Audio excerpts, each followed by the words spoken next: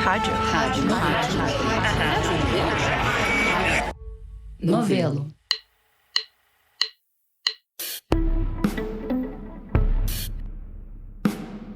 A entrevistada de hoje é a psicanalista, escritora, colunista da Folha de São Paulo e podcaster Vera Iaconelli. Ela tem vários livros publicados, mas hoje a gente fala sobre só um deles, que é uma espécie de autobiografia. A gente fala também sobre o podcast dela, sobre o Brasil, sobre fama, sobre homens e mulheres e sobre análises, as boas e as ruins. A Bia Guimarães estava comigo nessa conversa.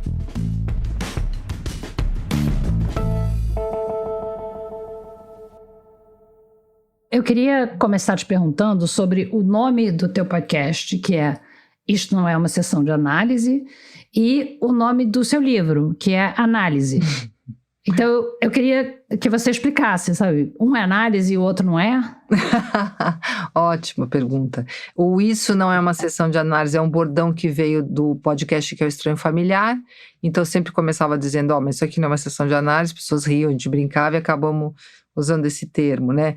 De fato não é, porque embora a gente possa ter ali grandes experiências nas quais as pessoas contam coisas particulares, íntimas, revelações, coisas que depois elas pedem para tirar, episódios que nunca vão ao ar, embora a gente tenha tudo isso, assim, uma sessão de análise é uma experiência muito mais insólita do que uma experiência de intimidade com troca, né? Tem algo insólito na experiência analítica, que é o analista, ele não entra com as histórias dele, não dá palpite, ele não julga o que foi dito, ele não dá opinião, ele realmente fica na moita, que dá condição para que se estabeleça uma relação transferencial, que o analisante, né?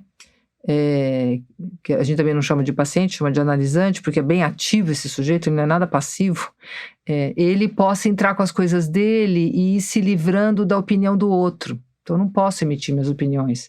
Ele tem que poder falar o que ele tem para falar e ver na cara do outro uma cara de paisagem, porque aí ele passa a se a ver com a própria reação.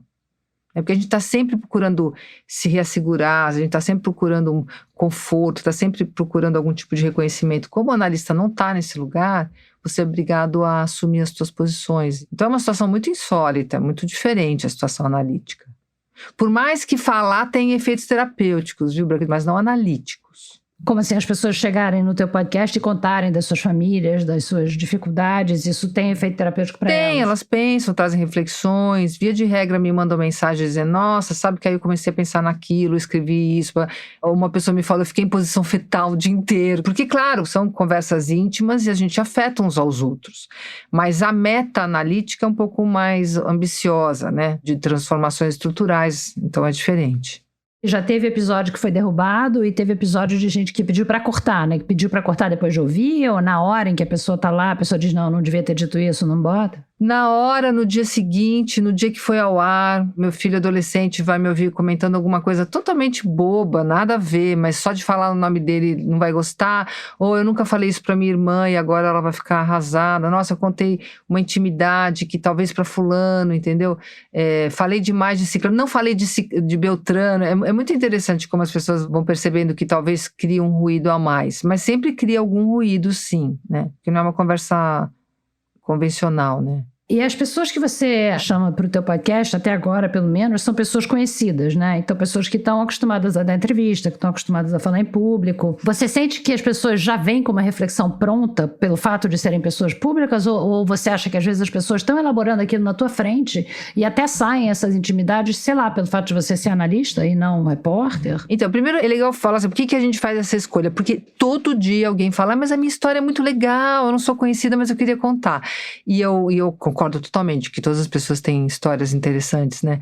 Mas ali o contraste entre uma pessoa ser pública e a gente supor que sabe o que ela pensa, o que ela sente, e ela trazer esse lado B é que nos interessa, porque a gente pensa, a pessoa pública deve ter uma vida super insensada, às vezes a pessoa vem de um perrengue inacreditável, então é muito legal perceber que é gente como a gente, vamos dizer assim.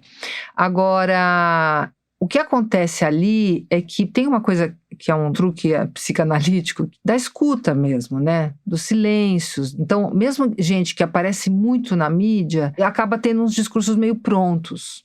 E quando chega lá, diante de um silêncio, de poucas perguntas, vai dando corda na pipa, né? Porque a gente acha que escuta o outro, mas na verdade a gente fala pra caramba e não escuta nada, né? Eu também gosto muito de ouvir, então acho que tem um climão, tem o pessoal da produção que é fofo. Acontece alguma coisa lá. Outra pergunta que eu ia te fazer era justamente sobre essa questão da edição. No que a gente ouve, o público ouve, você não parece fazer muitas perguntas. As pessoas falam, parece que você ligou na tomada, assim, a pessoa queria muito desembuchar aquilo tudo. Mas, às vezes, isso é edição. Então, eu queria saber se isso é edição ou se, de fato, as pessoas chegam e saem falando, assim, feito umas loucas. Não é edição, não. É isso que acontece. As edições são bem pontuais. Por exemplo, eu tratei uma pessoa por anão e não pessoa com nanismo, né? Então a pessoa falou, talvez seja o caso de mudar isso aqui. Mas é pontual, é que elas são todas muito significativas, mas elas são raras, na verdade. A gente tinha um roteiro fofíssimo, escrito pela Laila Moalen, que é uma graça, e esse roteiro logo se tornou um monte de papel que eu não consigo usar. A gente tem 2 perguntas e a coisa vai indo. Então, eu acabei não usando o roteiro da Laila, ela faz a pesquisa, enfim, mas a parte de roteiro mesmo são basicamente 2 perguntas e o que vier a partir daí. O que era esse roteiro? A pergunta qual é a sua referência de família, né? Que eu imagino que já tivesse no roteiro. Qual é a sua referência de família no passado, de onde você vem, e qual a referência de família que você construiu depois? Essas são as perguntas eixo, e depois aí vão surgindo, por exemplo, adoção, padrasto, abandono, questões sociais, questões raciais, vão surgindo as questões da pessoa, violência doméstica, vão surgindo e a gente vai puxando o fio. E como não é uma sessão de análise, eventualmente eu faço um comentário sobre a minha experiência com meu pai, porque eu acho que é um jogo limpo também eu entrar com alguma coisa minha, né? Para não ficar muito desigual, né? Então eu acho que... Mas não tem, essa parte é muito solta mesmo, é do jeito que tá lá. Então, mas o teu livro, que é uma autobiografia tua, né? Eu queria que você explicasse um pouco para os ouvintes o que é o livro, mas o livro se chama Análise. Então eu queria entender por que o livro se chama Análise. O livro, ele é Análise, que é um jogo de uma análise autobiográfica, né? Que a gente poderia fazer, mas também das minhas análises e também da psicanálise. Então ele tem ensaios psicanalíticos, nos quais eu explico o que eu entendo da psicanálise, sempre contextualizado pelo que eu estou contando da minha própria análise. Tem o depoimento das minhas 4 análises e tem a minha experiência de vida que também está sendo analisada pela própria escrita. Então eu achei que a palavra análise poderia ser a palavra mais ampla para elaborar tudo isso junto. Ficou bem híbrido, né? Mas quando eu estava escrevendo foi sofrido porque eu não sabia onde que ia dar esse trem, entendeu? Você não sabia onde ia dar o livro? Porque hora eu escrevia alguma coisa de uma memória, hora eu escrevia um ensaio psicanalítico em cima daquela memória, hora eu escrevia a minha própria análise, e eu falei, será que isso aqui fica de pé? Não sei, né? Então eu fui fazendo em associação livre, na verdade, o que foi bem louco, porque eu sentava aquele dia, escrevia alguma coisa e pegava o fio, e na hora que ficou pronto o livro, ele ficou um pouco Frankenstein por conta da associação livre, né? E aí o Ricardo Tepperman e a Juliana Freire, os meus editores maravilhosos, eles se sugeriram uma certa ordem cronológica. Aí foi ótimo, assim, foi um clarão total e isso me ajudou muito a montar, a botar o livro de pé, né? Porque segue a ordem cronológica da tua vida, né? Infância, adolescência, vida adulta e tal. Das tuas análises e também de, pelo menos essa é a impressão que eu tive, de casas. Uma casa que você está construindo ao longo do livro todo, que eu imagino que seja a casa onde você mora hoje, mas também casas onde você morou na infância, casas que foram perdidas, casas... Me lembrou aquele poema da Bishop, de perder coisas. Casas que foram perdidas, casas de que vocês foram despejados, né? Sim, e eu nem sabia que esse significante era tão importante para mim. Mudar de casa é sempre uma coisa muito desorganizadora para mim. Eu acho incrível pessoas que... eu morei na Inglaterra, depois morei na França, depois... Pelo amor de Deus, me deixa no meu quadrado. E tem gente que também não consegue ficar, né? Precisa morar em milhões de lugares porque não consegue ficar. Eu acho ótimo, cada um faz o seu jeitinho. Mas, então, cada mudança de casa teve um significado. Tem uma que é o fim da infância, a morte do meu irmão, depois o despejo. Adulta, eu vou para uma casa que é essa última casa, que é a casa que eu estou construindo enquanto eu estou escrevendo, né? E aí esse significante apareceu para mim na última análise de um jeito muito forte. Ele acabou se tornando o fio condutor do livro, né? Porque durante a obra eu estou lá escrevendo. Então são 2 obras sendo feitas ao mesmo tempo e isso me ajudou a sentir um contorno para o livro. Isso foi bem legal. Tem uma coisa que eu achei interessante no teu podcast, e eu queria saber se foi de caso pensado ou se foi sem querer, porque, como a gente falou aqui, você conversa com pessoas conhecidas, né? Pessoas públicas. Eu tenho a impressão que, normalmente, as mulheres em posição pública são sempre chamadas a falar da sua vida pessoal, independente do que é. A pessoa tem que, no mínimo, falar de filho. Se não tem filho, tem que explicar por que não tem. Se tem que explicar com quem tá cuidando. Então, mesmo numa capacidade profissional, as mulheres são chamadas a falar de questões pessoais. E os homens não, né? Como a gente sabe, normalmente um homem público é entrevistado, ninguém vai perguntar sobre os filhos do cara, né?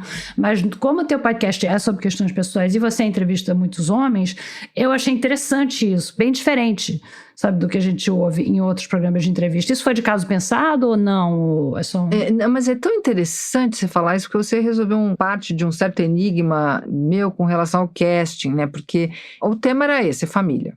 Independentemente de gênero, raça, classe social. Só que, de fato, os homens são difíceis. Eles não estão habituados a falar de si, a refletir sobre si mesmos. Eles até falam de si, mas de uma posição muito mais confortável, de coisas que eles fazem ou deixam de fazer. Mas, de fato, as mulheres tiram de letra. Porque, no fim, há coisas que a gente foi obrigada a fazer, né, Branca, por ser mulher, coisas que nos foram imputadas, a gente se queixa, mas elas acabaram se tornando grandes ferramentas que os homens não têm. A gente tem uma capacidade de intimidade, de falar de si, de reflexão, de trocar com o outro, que muitas vezes não está no repertório masculino. De cuidar, a gente fala, putz, só mulher cuida. Sim, a gente deveria mudar isso. Mas que bom que a gente sabe cuidar, né? A gente não é para abrir mão disso daí e virar outra coisa, né? E as mulheres, elas têm uma competência para falar da história delas, para ter refletido sobre isso, para se sensibilizar com as próprias coisas, que eu fico besta, entendeu? E eu diria mais, as mulheres negras periféricas dão um show no podcast, porque as histórias delas são sempre histórias muito surpreendentes, de muita transgeracionalidade. Então, são mulheres safas, sabe? E os homens, a gente tem que escolher a dedo, porque não tem tanto homem assim que para refletir sobre si, para falar da família, para falar dos filhos. A gente também não vai expor uma pessoa ao vexame de não ter nada para falar sobre os filhos, por exemplo, a não ser platitudes, entendeu? Então, você tem que escolher a dedo esses caras, não são muitos. Como é que você faz para escolher? Porque senão você está numa entrevista, a pessoa está elaborando ali na tua frente, o que para uma análise pode ser muito bom, mas para uma entrevista é menos bom, né? Então como é que você sabe que eles vão ser capazes? É uma aposta porque, claro, são pessoas públicas, conhecidas, alguns são amigos muito próximos, que eu vejo como lidam com a família, como lidam com a sua própria experiência, são artistas, psicanalistas. Então você vai ter o André Alves, o Gregório do Vivier, o Antônio Prata, o Daniel Becker, são pessoas que trazem muita questão pessoal, né? Só que na hora, o podcast, ele às vezes funciona, às vezes não, isso, entendeu? Às vezes eu tenho que puxar mais, às vezes a pessoa solta mais fácil. Alguma coisa acontece nesse podcast que as pessoas ficam ali para falar algo mais, algo menos óbvio, né? Então funciona de formas às vezes surpreendentes. Alguém que você acha, nossa, a pessoa dá entrevista de noite, já ouviu ela falar 1000 vezes, chega lá, ela fala uma coisa que ela nunca falou. É o caso de todos os episódios, basicamente, né? Basicamente é. Porque as pessoas contam histórias que a gente não tem como saber, não foram contadas antes, né? E você faz mais ou menos a mesma coisa no teu livro, nesse teu livro Análise, né? Porque você tem vários outros livros, mas a gente está falando desse livro específico que é autobiográfico, né? Você também conta muitas histórias. Você conta a história da sua família, que é uma família bastante complicada, né? Uma história muito complicada de família, né? Como foi para você escrever, assim, a história da sua família? E como foi para sua família também? Para mim foi muito da ordem da necessidade, porque eu tinha sofrimentos e questões que eu precisava elaborar a própria escrita, né? Então, para mim foi analítico escrever. O Lacan fala muito disso, como a escrita é um outro passo em relação a uma análise. Você botar no papel tem efeitos analíticos, né? Então, aquilo que permanece, né, a partir de uma família disfuncional, com uma série de sofrimentos, a escrita deu uma dignidade, porque assim, quando você escreve um diário, tá, mas você publica, você está dizendo, a minha história não há de ser tão terrível, tão indigna que não possa ser contada. Uma coisa que acontece no processo analítico é que a pessoa conta a história da família dela, da vida dela, muito envergonhada, que ela acha que só ela, entendeu? Só que eu tô lá há 30 anos, ouvindo que não é só ela, né? E faz parte desse processo, fala assim, putz, é uma história entre outras, né? Todo mundo tem uma história digna. Então escrever para mim teve esse caráter. O efeito em mim, quando eu acabei de lançar, foi um pouco devastador, eu fiquei bem abalada com o lançamento. nem queria que ninguém fosse. Depois do lançamento? Depois do lançamento. Depois da escrita, quando ele foi lançado. Depois da escrita. Como foi? Explica. Por causa disso, porque eu pensava, assim, agora tá feito, eu não me arrependo nada, eu tinha que fazer, uma ordem da necessidade, mas agora tá no mundo e eu não sei como é que as pessoas vão receber isso e não sei como vão receber os meus familiares, né? E eu tive feedbacks muito interessantes, assim, muito importantes para mim. Uma das pessoas que eu mais me preocupava, a resposta, ela falou: que bom que você provou que isso aconteceu, porque eu tinha dúvida, eu achava que eu estava louca, eu achava que tinha acontecido, mas eu não tinha certeza. Na hora que você escreve, eu falo: eu não estou louca, é verdade, isso aconteceu. Né, no meu julgamento não está errado. Só que quando ela me dá esse feedback, ao mesmo tempo eu penso, que bom que você me dá esse feedback, então o que eu escrevi também não era loucura, entendeu? Assim, porque foi muito interessante, foi muito libertador para mim, eu saí desse processo meio devastador do lançamento. Quando veio o feedback, principalmente dessa pessoa, eu realmente estou me sentindo muito bem. Porque era isso que eu queria ouvir. Não tô louca, não estamos loucas, a gente viveu isso e a gente sobreviveu a isso e vamos, né? Não é a pior nem a melhor das histórias, é só uma, né? E aí, para mim, essa página tá virada. Agora eu tenho que continuar escrevendo sobre outras coisas, né? Isso aí acabou. Não sobre você, sobre outras coisas. Eu não sei por onde que eu vou. Provavelmente vai ser sobre mim, porque eu não sei, não sou Andrea Del Fuego, aquele gênio, né, que vai inventando personagens e que, aquilo é demais, mas eu não tenho essa competência, né? A Mariana Salomão Carrara, essas pessoas que eu adoro, que vão inventando personagens, né? Provavelmente eu vou partir de alguma coisa biográfica, /psicanalítica, veremos. E o formato desse podcast é um episódio como entrevista e depois um episódio bônus em que o entrevistado te faz uma pergunta, né? Então eu queria saber de onde veio essa ideia e o que você esperava dessas perguntas bônus antes de começar, assim, quando vocês bolaram esse formato. Isso foi uma maldadezinha da produção, da Ana Bonomi e do Zé Orenstein, aqueles dois fofíssimos da Trovão. E aí fazem a pergunta e é engraçado que eu me sinto profundamente intimidada, mas tem funcionado, assim. É uma novidade nessa temporada e tem sido divertido, mas as pessoas são as perguntas mais inusitadas, né? Mas tem sido gostoso também, isso daí, uma surpresa que eu brinco que foi uma maldadezinha deles. Como assim você se sente super intimidada? Porque imagina, pode ser desde o teu livro favorito até como é que você se dá com as suas filhas e é sempre a queima-roupa ali, entendeu? Os meus convidados, quando eles vêm, eles sabem o que eu vou perguntar pra eles, entendeu? Eu já não sei o que eles vão me perguntar, mas é sempre divertido, eu tô brincando. Enfim, eu falo muito em público, mas eu falo muito assim, as pessoas falam assim: Vera, venha falar sobre ética, Vera, venha falar sobre parentalidade, Vera, venha falar... E eu sei o que eu vou falar, mas falar de mim é um pouquinho mais inusitado para mim. Muita gente faz perguntas sobre psicanálise, né? Sim, também. E aí a responsabilidade de responder, né, sobre um tema da psicanálise, que são muitos, né, de primeira, assim, que é legal também, eu acho que é uma experiência interessante. Essas perguntas devem ser mais fáceis para você responder, né? Sim. Perguntas mais. Mas eu sempre penso assim: nossa, eu poderia ter desenvolvido melhor, eu esqueci de falar tal coisa, eu fico me cobrando um pouco.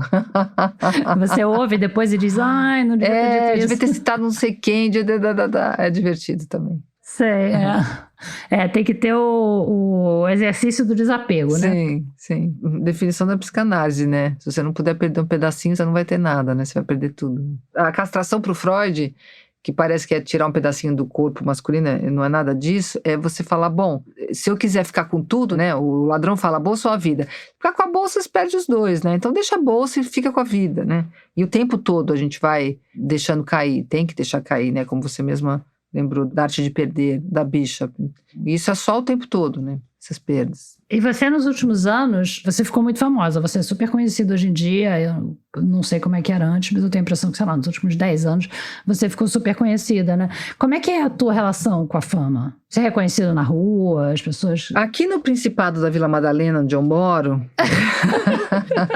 eu até sou reconhecida na rua, às vezes em algum lugar, as minhas filhas brincam e me chamam de subcelebridade.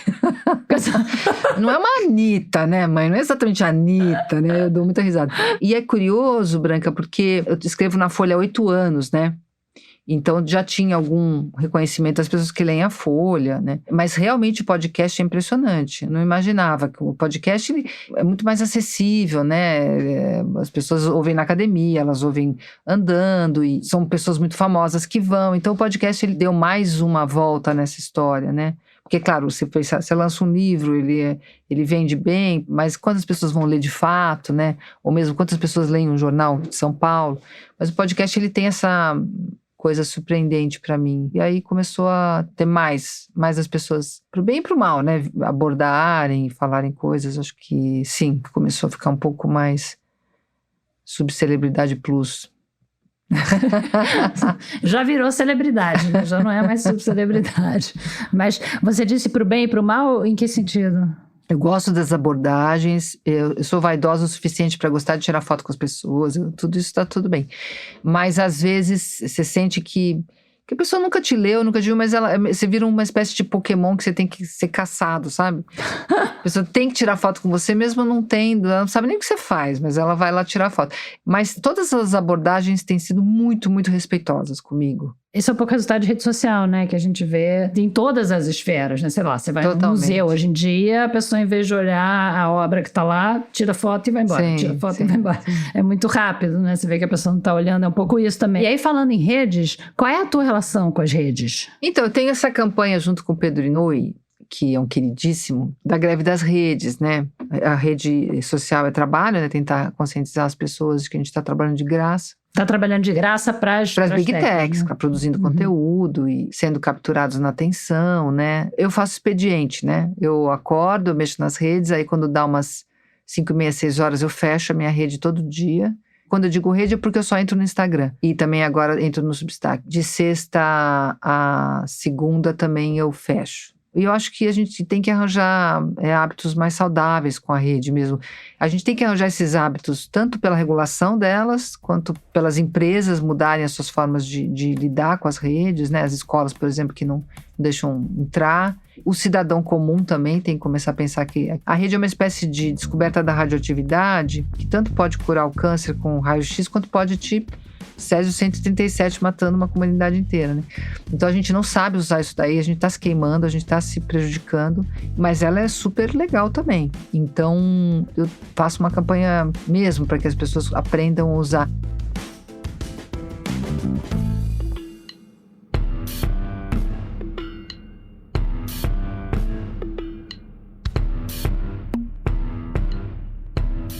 Depois do intervalo, a Vera conta como foi a primeira análise dela aos 17 anos, fala da newsletter que ela faz com a jornalista Carol Pires, chamada Nem Toda Mulher, conta sobre como é ser psicanalista e se o Brasil precisa deitar no divã.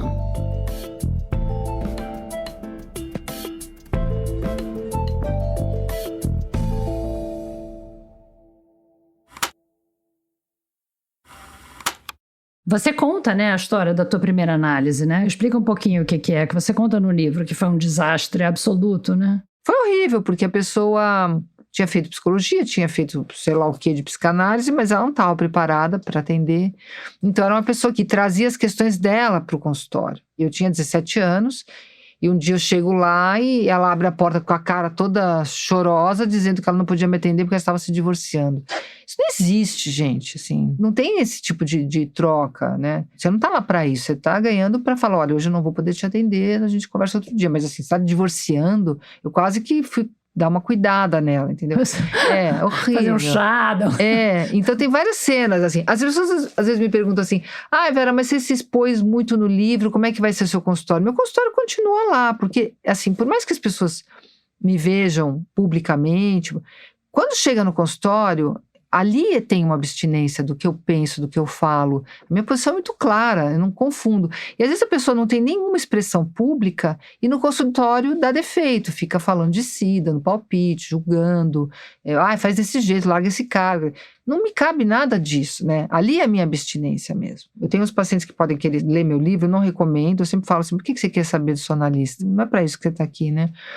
Mas enfim, eu acho que sim, tem maus analistas, porque ser analista é muito difícil. Eu imagino que seja esgotante. Eu não me sinto esgotada, não. Eu acho que no começo talvez fosse esgotante, Porque no começo você acha que você tem que resolver a vida do outro, você fica com dó do outro, você entra num lugar meio onipotente, assim, né, de dar conta, só que o outro já tá vivendo aquela vida. Se você sair da tua posição de escuta, estritamente, você perde a única coisa que você tem para oferecer. Ele não pode ser menos capaz de resolver a vida dele do que eu. Você também põe o sujeito num lugar menos passivo. Por pior que tenha sido a vida dele, tem um sujeito ali na tua frente, ele fez alguma coisa com aquilo. E como a minha primeira paciente foi uma paciente que comeu pão que o diabo amassou, com 2 anos de idade, foi tirado da família, violência doméstica, enfim, viveu a vida inteira em instituições, depois se prostituiu, tudo que você pode imaginar. E ela era uma mulher que estava lá, mais velha que eu era mais jovem, ouvindo aquilo tudo. Primeiro que eu pensei, se eu tivesse dó dessa mulher, eu não vou poder escutá-la. Depois eu pensei, por que eu tenho dó dela? O que aconteceu com ela foi terrível, mas ela está aí inteira. Talvez eu não sobrevivesse. Essa mulher é uma vencedora, vamos nessa, entendeu? Então aí eu entendi que eu não podia estar nesse lugar desgastante. Eu acredito nos meus pacientes, acredito que eles têm competência. Então você disse que você tem pacientes que querem ler teu livro. Eu imagino que tem paciente que diz, não, a Vera pública não quero saber de Tem nada. paciente que fala, olha, eu tô com o teu livro, porque eu ganhei, mas eu não vou ler agora porque acho que vai me atrapalhar. E tem paciente que, eu li no livro, bicho, assim, por que você tá lendo o livro do seu analista? Dou aquela interpretada mesmo, né? Porque tem uma finalidade, né? De resistência à análise, né? Vamos falar do analista, não vamos falar de mim. É um mecanismo de resistência terrível, mas que faz parte do jogo de ter medo de se escutar, né? Você falou que você está só no Instagram e no Substack, né? Mas você tem o Substack junto com a Carol Pires, né? Uma newsletter. Que se chama Nem Toda Mulher, e eu que, enfim, eu sou assinante, recomendo. Obrigada. Queria saber por que vocês resolveram fazer e por que tem esse nome, Nem Toda Mulher. Bom, a gente resolveu fazer porque eu adoro a Carol e eu faço isso, assim, quero trabalhar com a pessoa para estar junto. Isso é uma ótima tática, isso é uma excelente tática. Não é? Maravilhosa. E eu tenho, assim, várias amigas com quem eu faço coisas porque é uma delícia estar com elas. Então, e adoro a Carol, acho ela gênia. Uma delícia trabalhar com ela entrega pra caramba, ela é toda ativa, toda inteligentona. E a gente queria falar mais sério sobre a questão da mulher, sabe? Poder falar sem muitas papas na língua, porque você tá num registro de jornal, você tem uma coisa mais ampla e ao mesmo tempo você tem um recorte menor, e ali a gente podia soltar a franga bem. E a Carol é divertidíssima, está sendo ótimo, e os temas estão quentes, e chama Nem Toda Mulher, porque essa história de toda mulher isso, toda mulher aquilo é horrível, né, gente? Toda mulher tem que ter filho, toda mulher não tem que ter filho, toda mulher tem que casar, toda mulher não tem que casar, toda mulher não existe, é uma violência contra nós. Quer ser dona de casa, ter 10 filhos, cuidar do marido, problema seu. Quer ser CEO, não tem, problema seu. Banca o seu desejo, paga o preço dele. E tem uma coisa na psicanálise que o Lacan vai falar, a mulher é não toda, né? Tem uma abertura na mulher, ela não é fechada em si mesma, tem algo para além de si mesma. Como assim? Eu não entendi. Então, eu tinha medo que você perguntasse. Porque a mulher é não maravilhoso. Não, porque essa é uma polêmica do Lacan importante, porque ele vai falar que a mulher é não toda capturada pelo simbólico. Tem algo na mulher que escapa. Só que o Lacan não está falando da mulher, pessoa que nasceu com vagina e útero. Ele está falando do feminino, né? Então, o feminino é aquilo que escapa, que tem um a mais, que não é só simbólico. Flerta com o real, né? Flerta com o além. Então, o feminino está naquilo que a gente sabe que existe, mas não sabe nomear. E o masculino seria aquilo que é mais da ordem do simbólico, do que é possível de ser dito, né? E aí a gente fez uma brincadeira, né? Nem toda mulher é toda, né? E a gente não consegue fazer grupo com as mulheres. O feminino tem que ser contado um a um. Não tem dois iguais. É a pura alteridade. Você fala, a humanidade e tal, mas a humanidade é a Dona Maria, seu Antônio. Dona Maria é a mulher. Não, não é a mulher, é a Dona Maria, entendeu? E acha que dentro do movimento feminista é muito importante marcar essa posição, porque muitas vezes o feminismo ele é autoritário, né? A mulher tem que, né? A mulher não tem que nada. Essa ideia do Lacan, então, ou em oposição ao masculino. Que seria todo simbolizado. Então, esse feminino e esse masculino não tem que ser pensado em termos de homem e mulher, tem que pensar em nós mesmos. Tá? Que infelizmente os significantes são masculino e feminino, porque a cultura fez isso, né? Mas internamente a gente tem um lado que a gente simboliza, que a gente fala, que é inteligível, né? Que a gente controla, e tem todo o outro lado. E eu acho que o melhor jeito de descrever isso é o poema do Ferreira Goulart, que ele fala, uma parte de mim é todo mundo, uma parte, a outra parte, né? Transformar uma parte na outra parte será arte. né?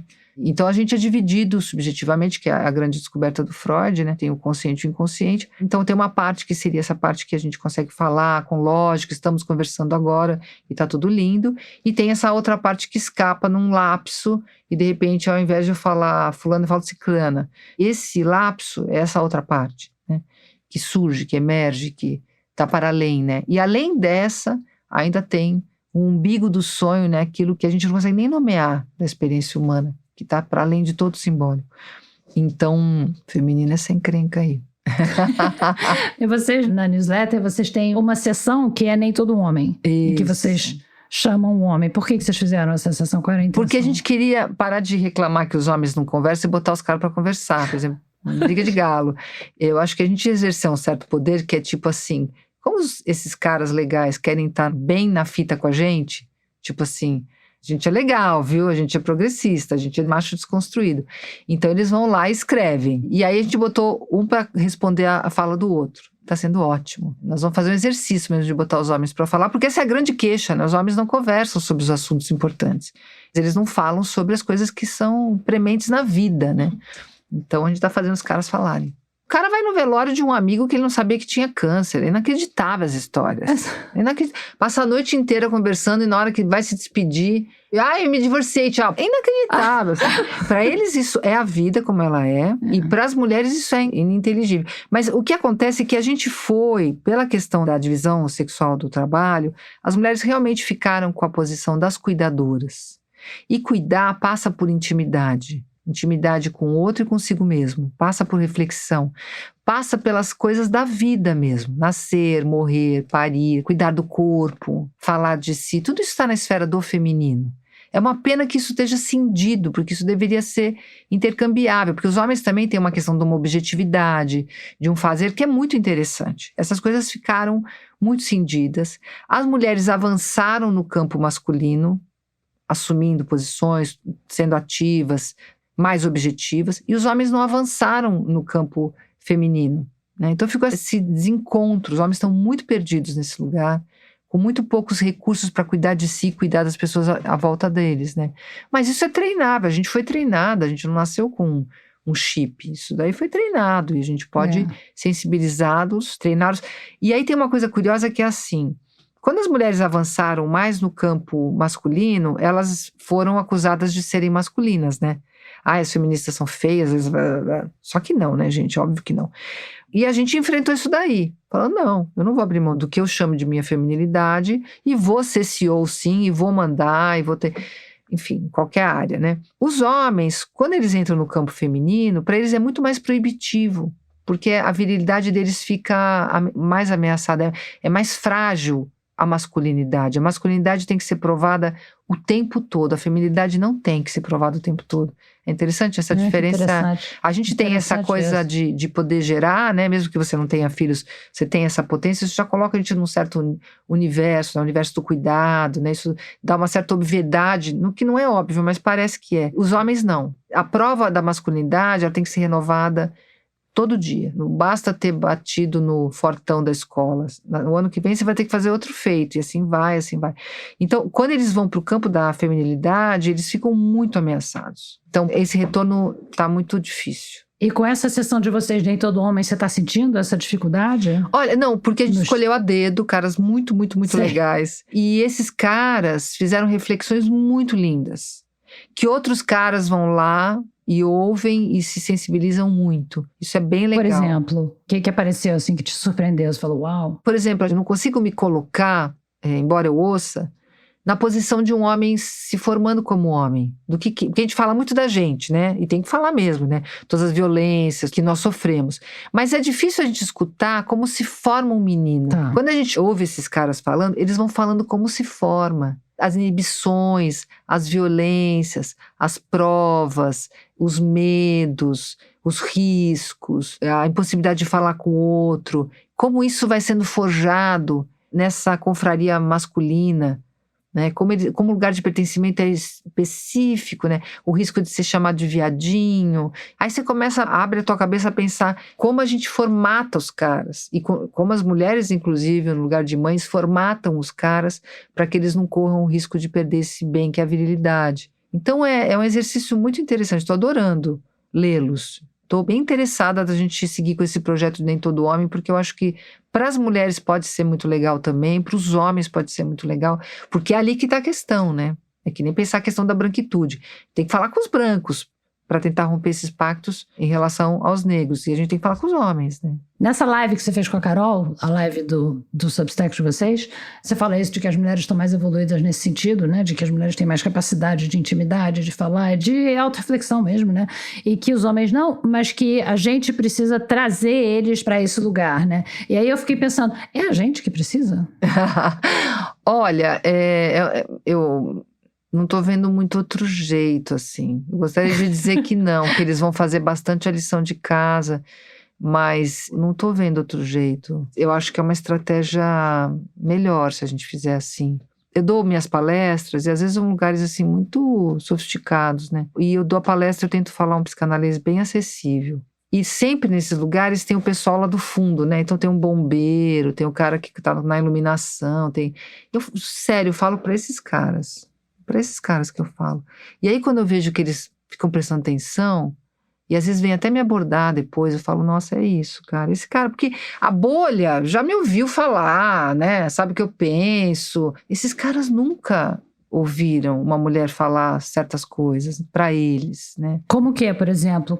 Você lembra de algum caso que alguém tenha te abordado? Eu estava falando de família num lugar e justamente tinha um bombeiro e quando eu saí, perguntando para onde eu saía, ele falou assim, eu queria dizer que foi muito importante escutar, que é muito importante a gente falar. Eu falo aqui pro meu colega que começou a entrar aqui, quando ele tiver mal para ele me falar comigo. Então assim, eu falei, pô, ganhei meu dia, bicho. Ele teve uma oportunidade muito fora da curva da experiência dele de ouvir uma psicanalista falando alguma coisa que poderia ter sido completamente inacessível para ele. Mas foi acessível. E ali, para mim, ó, me deixa muito feliz, né? Ter acessado um cara desses, né? Isso é muito bom. Faz sentido. E as pessoas que vão te ouvir já querem te ouvir, e provavelmente são pessoas analisadas, ou pelo menos se interessam. Me convidaram, né? Então elas já estão um pouco... Te convidaram, Me convidaram, elas já estão um pouco na minha praia, né? Mas esse cara estava ali porque estava trabalhando em outra coisa, ele estava mantendo a segurança do lugar, entendeu?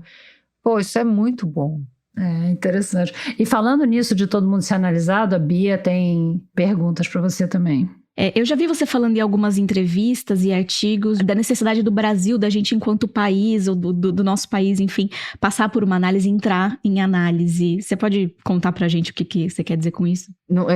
Eu acho que essa avaliação analítica aí do país tem sido feita, tem uma tradição, né, de ter o Hélio Pellegrino, de ter Maria Rita Kell, tem o Contato Ligares, Christian Dunker, né, e são pessoas que, tem mais pessoas, inclusive, que fazem uma tentativa que já vem do Freud, né? De pensar a própria cultura, pensar a própria época. O Freud pensava a ascensão do nazismo, né? O Freud pensava o mal-estar da cultura. Então, isso é uma coisa que tem muito a ver com a psicanálise, né? E o que a gente vê é que se a gente fosse pensar o Brasil como um paciente, é um paciente muito resistente a pensar a própria história. Ele vive num presente permanente, dizendo que não está tudo bem, é o que temos, mas ele não quer saber da família dele, né? Qual a referência de família dele, fazendo uma brincadeira com o podcast, porque assim, qual é a referência de família da gente? A gente tem ali um início que é o estupro, né? Das mulheres indígenas pelos europeus, depois a chegada dos negros raptados para o Brasil, sequestrados para o Brasil, comercializados. Então, essa é a formação do povo brasileiro. O povo brasileiro vem de um europeu extrativista, né, de um indígena que estava aqui vivendo a sua vida e foi brutalmente atravessado pelas violências, e um povo que é de outro território foi trazido para cá à revelia e perdeu sua história. Os indígenas não perderam a história deles porque ela ainda pode ser testemunhada, pelo menos em termos de território, e os negros perderam toda a história. Então, esse grupo se junta e forma o Brasil. Então, se a gente hoje vê o que a gente vê acontecendo, são ecos dessa história não contada. A história não contada para a psicanálise é uma história que volta em ato, né? Então, aquilo que a gente recalcou reaparece em ato. E só todo dia a gente vê a repetição do que se faz com os indígenas, do que faz com os negros, e dessa aspiração extrativista, né? Mesmo que a gente considere elite do poder no Brasil, tem uma aspiração extrativista. Eu quero tirar o máximo que eu puder tirar desse país e quero ir morar em Miami. Essa é uma aspiração. Não é todo país que pensa assim, né? Os americanos querem viver lá. Tudo isso é inteligível se a gente analisar o processo da formação do país e as mentalidades que estão em jogo aí, né? E pensando também no ponto de vista talvez um pouco mais individual, eu queria saber se na sua visão, se no seu mundo ideal, todo mundo faria análise, ou se a análise não é para todo mundo. Não, no meu mundo ideal a gente nem precisaria de análise, seria o mundo ideal. E tem muitos caminhos que a gente tem para ter esse acesso ao inconsciente, a si mesmo, a refletir, a saber a própria história, né? Você tem a arte, você tem as religiões, as comunidades, os lugares onde as pessoas se encontram e podem falar de si, você tem intimidade, você tem o amor. Muitas formas da gente tentar encontrar bons termos da relação da gente com a gente mesmo e, portanto, com o outro, né? A psicanálise deveria ser acessível para todo mundo que deseja passar por esse processo, que é um processo muito demorado, muito dispendioso. Hoje ela está sendo vendida meio assim, abaciada, mas na verdade ela continua sendo um processo dispendioso, não só financeiramente, mas de tempo mesmo, pessoalmente. Tem que ter muita coragem para deitar no divã, para estar lá falando de si nessa profundidade. Então, não acho que ela seja panaceia. E eu acho que tem até mais um problema, que é a questão de a gente pensar que todo mundo precisa de um psicólogo. Se todo mundo precisa de um psicólogo, a nossa sociedade precisa repensar quem ela é, né? Porque se todo mundo precisa de tratamento, tem alguma coisa errada com a forma como a gente está vivendo, e talvez a gente precisasse fazer primeiro uma mudança estrutural, ao invés de continuar pleiteando cada vez mais tratamento, mais remédio, mais tudo, né? Obrigada, Vera. Gente, super obrigada. Obrigada.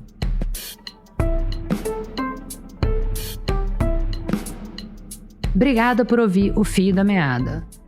No site da Rádio Novelo você pode encontrar a transcrição do episódio e também o link para ouvir o podcast da Vera chamado Isso Não É Uma Sessão de Análise. E se você quiser saber mais sobre o Fio da Meada, a gente tá no Instagram, no Threads, no X e no Blue Sky, sempre no @radionovelo.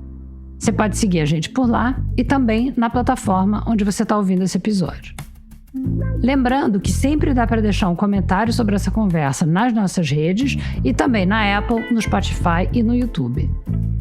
Você pode também escrever para a gente no e-mail fiodameada@radionovelo.com.br para mandar sugestão de entrevista, fazer crítica, comentário, elogio, qualquer coisa.